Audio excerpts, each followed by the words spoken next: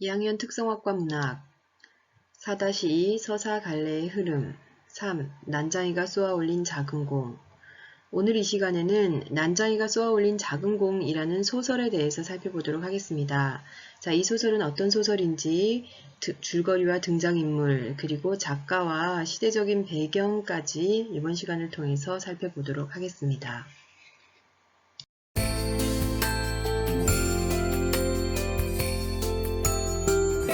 서울시 낙원구 행복동에는 난쟁이인 아버지와 어머니, 영수, 영호, 영희 가족이 살고 있다. 어느 날 영수는 통장으로부터 철거 계고장을 받았다. 철거 계고장이에요. 기어코 왔구나. 그러니까 집을 헐라는 거지? 우리가 꼭 받아야 할 것 중에 하나가 이제 나온 셈이구나. 철거 계고장에는 영순의 집이 재개발 사업구역으로 지정되었으니 건물을 자진 철거하라는 내용이 쓰여 있었다. 하루아침에 삶의 터전을 잃게 된 행복동 주민들은 동사무소 앞에 모여 야단법석이었지만 달리 해결 방법이 없었다. 아파트에 입주할 돈이 없는 난쟁이 가족은 근심에 쌓였다. 20날 안에 무슨 뾰족한 수가 생기겠니? 이제 하나하나 정리를 해야지. 입주권을 팔려고 그래요? 우린 못 떠나. 갈 곳이 없어. 어떤 놈이든 집을 헐러오는 놈은 그냥 놔두지 않을 테야. 그들 옆엔 법이 있다. 아버지와 어머니는 집을 떠나야 하는 현실을 점차 받아들였지만 영호와 영희는 집을 떠날 수 없다고 했다. 난쟁이 가족은 늘 가난했고 굶주렸다.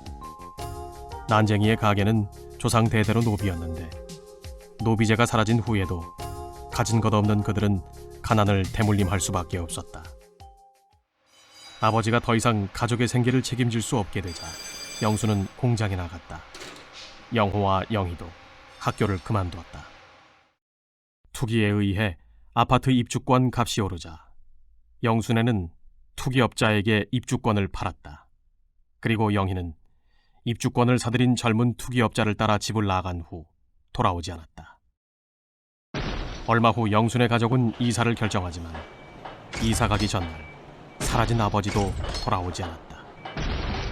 그 사이 영희는 젊은 투기업자 집에서 입주권을 훔쳐나와 동사무소에 가서 입주 신청을 했다. 그리고 예전에 살던 집으로 돌아오지만 가족들은 이미 다른 데로 이사가 버린 뒤였다. 영희는 떠난 가족을 찾기 위해 동네 아주머니를 찾아갔다. 내가 집을 나가고 식구들이 얼마나 찾았는지 아니? 어머니가 헐린 집터에서 계속 서 계셨다. 너는 둘째 치고 이번엔 아버지가 어딜 가셨는지 모르게 됐단다. 아휴, 길게 얘기해 뭘 하겠니? 아버지는 돌아가셨어. 영희는 동네 아주머니로부터 아버지가 그동안 일하던 벽돌 공장 굴뚝에 올라갔다가 죽었다는 소식을 전해들었다.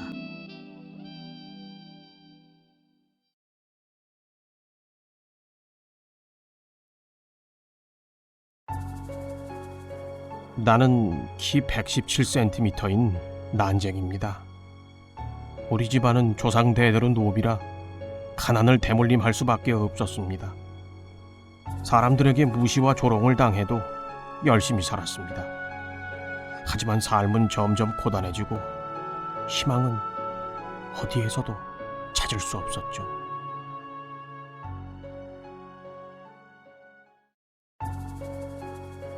가난해도 열심히 일하며 가족을 위해 참고 살았어요. 하지만 철거 계고장만큼은 참기 어려웠죠. 이 집이 어떻게 지은 집인데, 이 집이 우리한테 어떤 집인데, 이 집을 버리고 어딜 가란 말인가요?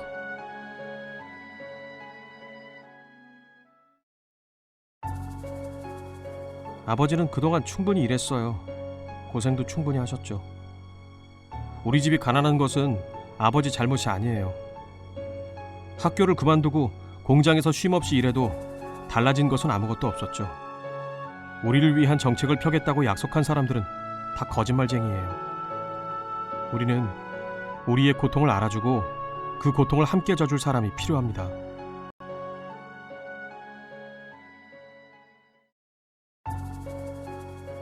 우리 집을 헌다고요? 입주권을 팔라고요? 누구 맘대로 팔긴 왜 팔아? 어떤 놈이든 집을 헐러오는 놈은 그냥 놔두지 않을 거예요. 여긴 우리 집이라고요.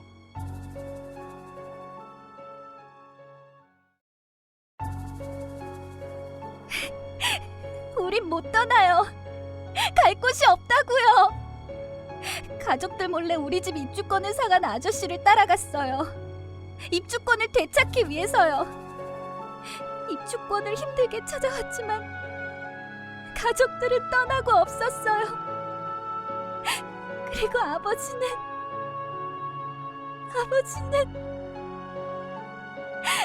하늘나라로 갔대요.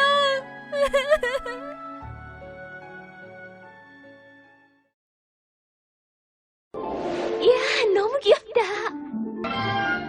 백설공주가 가장 행복했던 때는 마음에 쏙 드는데? 왕자의 키스를 받고 깨어난 순간이었을까? 난쟁이들과 함께한 시간들이었을까?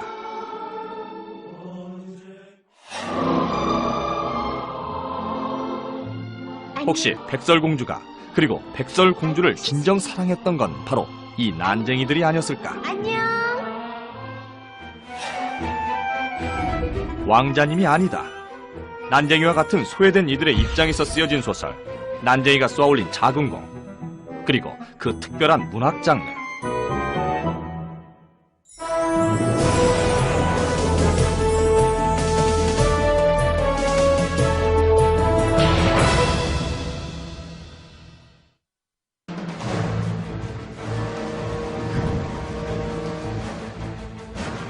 (1970년대는) 산업사회의 급격한 변동을 겪으며 노동, 인구, 환경, 주택 문제, 가치관의 혼란 등 다양한 문제들이 양상되던 때였다.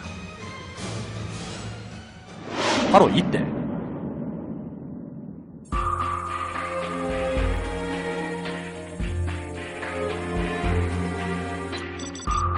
노동자들의 현실의 문제를 소설적 접근으로 새롭게 해석한 수작으로 평가받으며 나타난 소설이 있었으니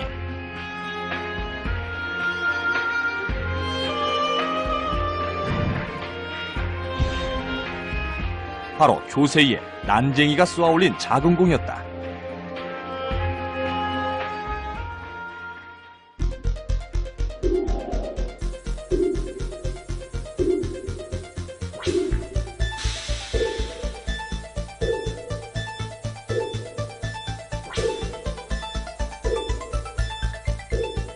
이 작품은 여러 작가가 나눠 쓴 것을 하나로 만들거나 한 작가가 같은 주인공의 단편 소설을 여러 편 써서 하나로 만든 소설 장르인 연작 소설 분야로 볼 수 있다.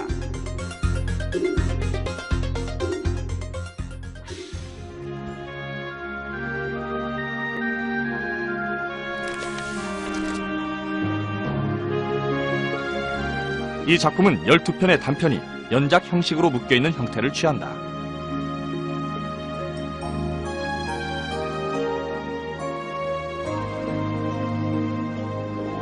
이 작품 속의 난쟁이는 중요한 의미를 지니고 있다. 난쟁이는 물리적 폭력에 한없이 약한 약자로서 인간적인 삶인 정상인의 삶에 비해 난쟁이의 신체적 불구성에 빗대어 철저히 소외된 삶을 살 수밖에 없는 인물상을 나타내고 있다.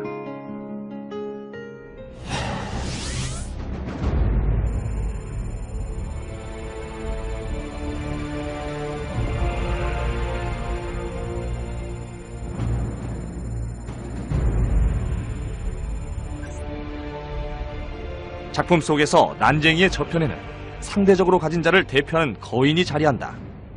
이미 출생부터 못 가진 자 난쟁이에게는 고통이, 가진 자 거인에게는 안락이 주어지고 있는 것이다.